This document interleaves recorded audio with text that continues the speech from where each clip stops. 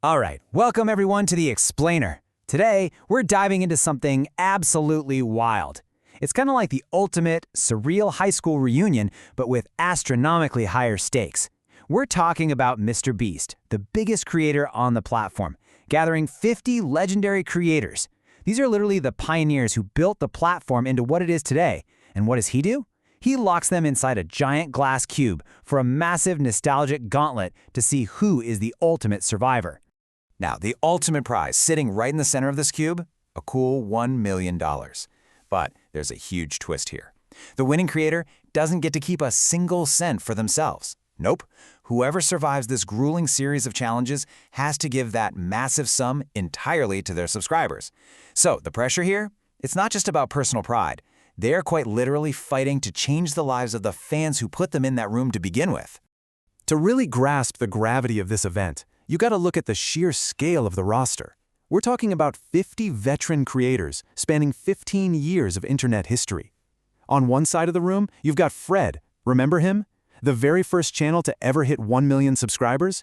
You've got early megastars like Smosh, trickshot legends like Dude Perfect, and get this, even Chad. Yes, Chad, one of the actual co-founders of YouTube itself. Crazy, right?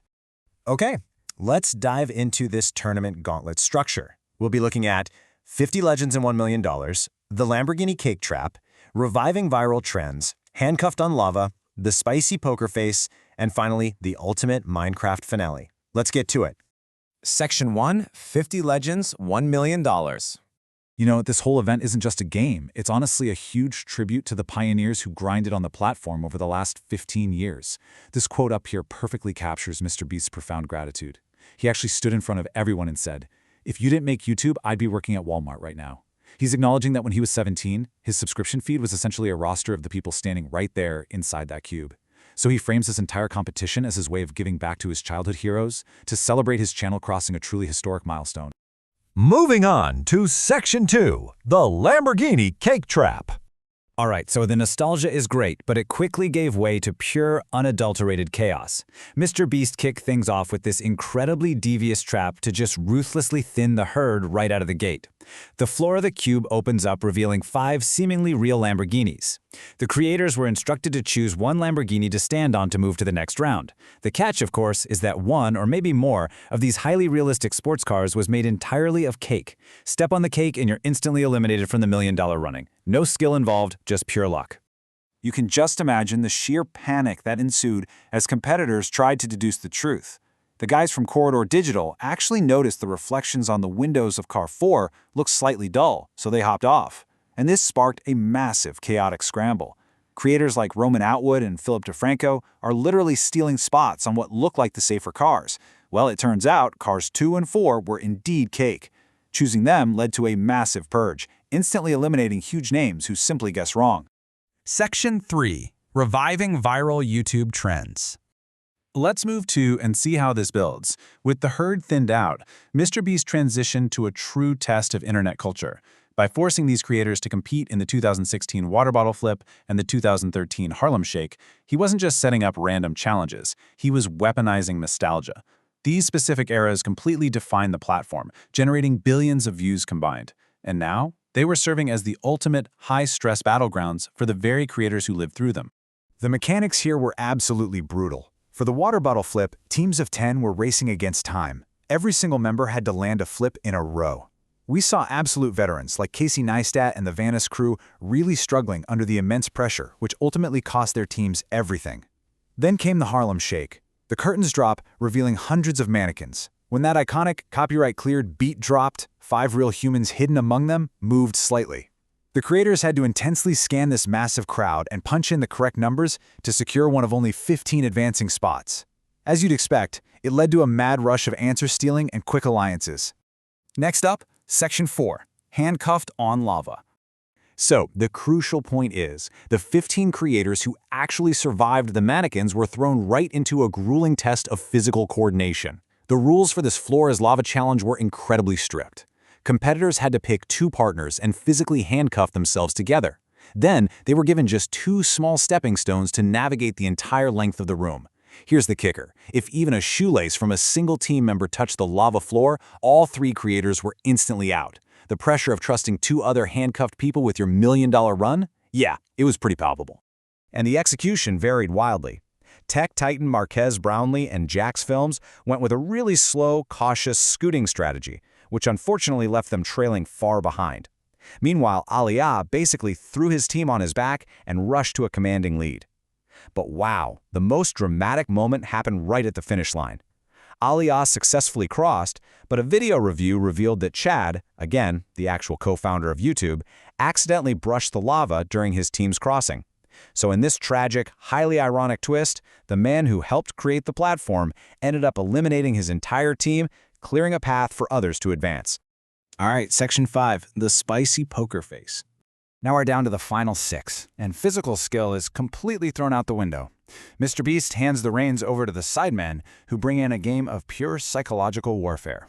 It was a one-on-one setup. One creator, the Eater, would secretly eat either a regular chip or a massive 2 million Scoville hot chip, and they had to try to hide any physical reaction. The other creator, the Guesser, had to stare deep into their eyes, read their microexpressions, and guess what they ate. Guess right? The Eater goes home. Guess wrong? The Guesser is eliminated.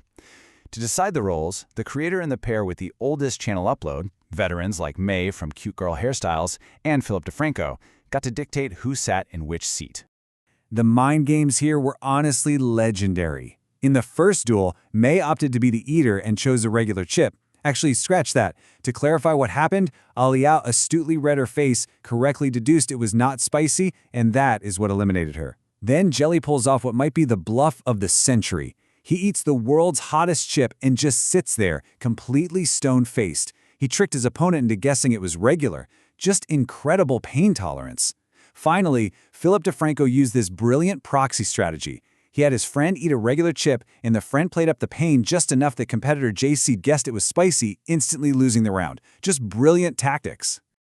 And finally, Section 6, the ultimate Minecraft finale. After dodging cake and surviving literal floor lava, we reached the capstone tribute. The final 3 creators standing, Aliyah, Jelly, and Philip DeFranco, had to conquer the very game that built modern YouTube. And this brilliantly illustrates why a 1-hour Minecraft build-off is the absolute perfect poetic ending to a tournament celebrating internet history. Minecraft isn't just the most popular game in the world, it entirely shaped the platform's gaming culture and launched thousands of careers. Plus, importantly, it was actually the subject of MrBeast's very first video on his channel. It just brought everything full circle. So the final 3 had 1 hour to build whatever they wanted, and man, their strategies were completely different. Aliyah built a highly technical bee house, Jelly went for this super ambitious treehouse design, and Philip DeFranco? He leaned into sentimentality, building a beautiful fortress and garden dedicated to his son. But who actually decides the winner? Well, in a massive twist, MrBeast revealed that all the eliminated creators, who'd been resting backstage in the Motrin Recharge Lounge, were brought back out to act as the ultimate jury. They held the deciding votes. While those final 3 were furiously building away, let's take a brief second to shift focus to the emotional climax of the whole event. YouTube CEO Neil Mohan actually arrived on set to surprise MrBeast with a massive custom play button. The occasion? MrBeast's channel had just crossed an unprecedented, absolutely mind-boggling 500 million subscribers.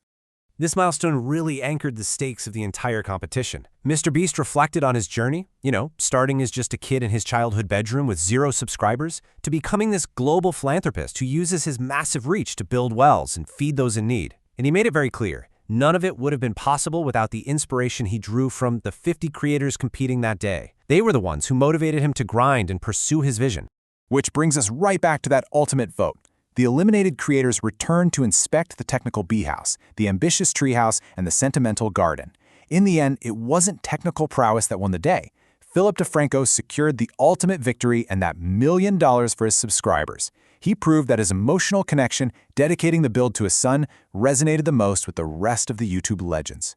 It really begs the question, in a digital landscape so driven by algorithms and technical skill, is genuine, human emotion still the most powerful tool a creator has? Something to think about as you digest this massive slice of internet history. Thank you so much for joining me on this explainer, and keep learning.